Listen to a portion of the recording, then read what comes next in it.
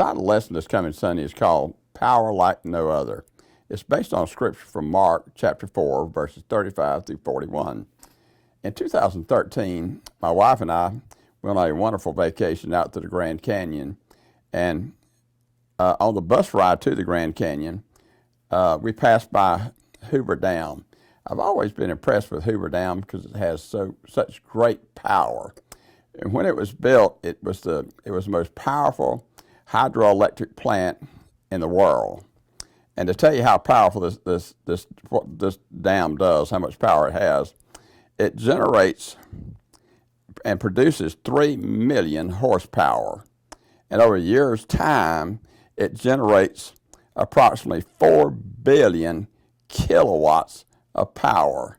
Can you imagine such great power? Well, us human beings, sometimes we think we're powerful.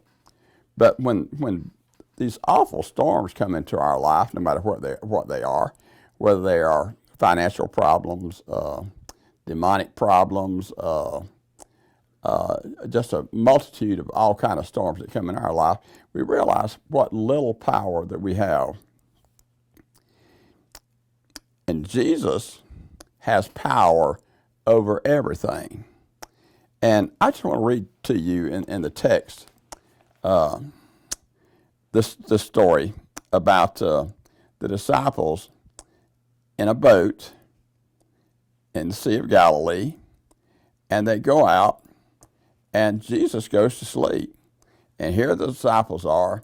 They're in the boat, and this really big windstorm comes up, and they get really frightened, so they go to him and wake him up and said, "Teacher, do you not care that we are perishing?" Then he arose and rebuked the wind and said to the sea, "Peace, be still."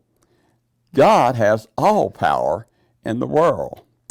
And listen to what he says in the last verse. It says, "But he said to them, why are you so fearful? How is it that you have no faith?" He didn't say little faith. He says no faith. And that's what happens to us. We have lots of fears. But God has all the power. And that's a critical reason that we need to have a strong relationship with him. And we need to get close to him, because God has the power.